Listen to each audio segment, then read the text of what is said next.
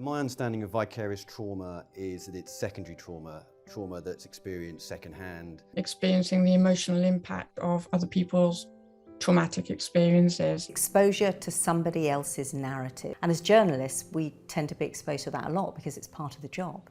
You might not be there and your brain is still reacting as if it's there.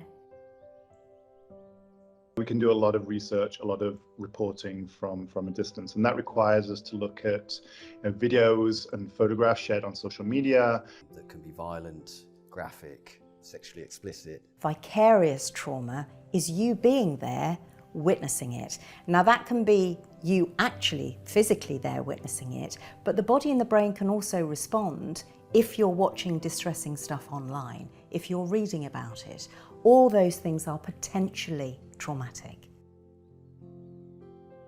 As journalists, we can be exposed to vicarious trauma through any form of reporting. When you're talking to people, for example, with stories that are very much close to home, perhaps dementia or car crashes. It can be in international news, but it can also be in the most smallest of local news stories as well. Another new phenomenon we're seeing today is we're having journalists who specialize in disinformation and conspiracy theories. This kind of work also is leading to impacts similar to vicarious trauma. Researching this really leads people to lose some of their belief in the world.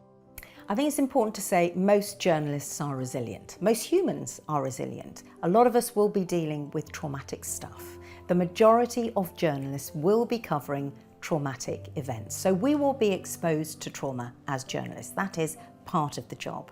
I think what we need to be aware of when it comes to vicarious trauma is that it's not necessarily a diagnosable disorder, but it can lead to real problems if you don't pick it up early enough.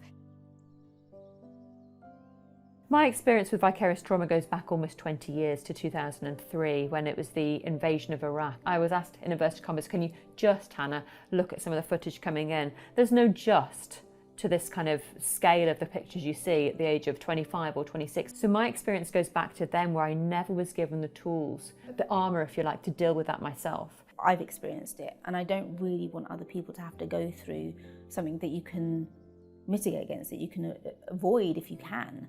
For me, it was a really dark time in my life. I had to get additional support from friends, family, colleagues. I had to refine my sense of purpose as well. That was really, really important because I lost it. I lost my sense of curiosity, which for a journalist is really, really hard.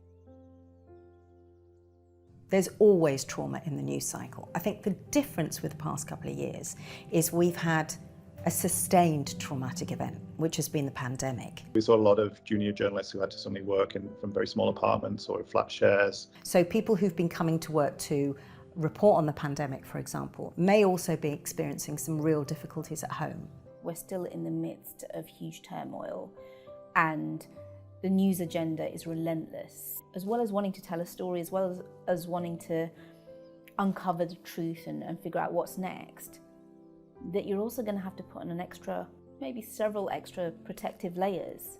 The thing about journalists is that one of the reasons we are resilient is we tend to sort of bend with stuff. We know there'll be another one coming along soon, so you need to be able to ride with those events and have down times to reflect and process before you go into the next one. The difference now is that there's been a high sustained event with a pandemic and then into war in Ukraine, and that psychological flex, that bend that we would normally have might not be there.